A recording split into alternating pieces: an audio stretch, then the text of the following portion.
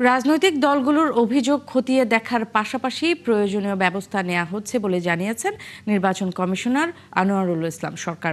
দুপুরে নির্বাচন কমিশনে গণমাধ্যম কর্মীদের এমনটা জানান তিনি। নির্বাচনে অংশ নেয়া সব দলই ইসির কাছে সমান বলে মন্তব্য করেন আনোয়ারুল ইসলাম সরকার। আগামী 12 ফেব্রুয়ারি ভালো প্রতিদ্বন্দ্বিতামূলক নির্বাচন হতে যাচ্ছে বলেও আশা প্রকাশ করেন তিনি। বড় বড় দল বলেন, ছোট দল বলেন, বিষয়টা এরকম না। দলই নির্বাচনে অংশ যারা নিবে তারা নির্বাচন কমিশনের দৃষ্টিতে সবাই সমান। এবং একটা ভালো দিক লক্ষণীয় যে সবাই আসতেছে নির্বাচন কমিশনে, তাদের অভিযোগ অনুযোগ পরামর্শ এগুলো দিচ্ছে। এতে করে কিন্তু নির্বাচন কমিশন এনরিচ হচ্ছে।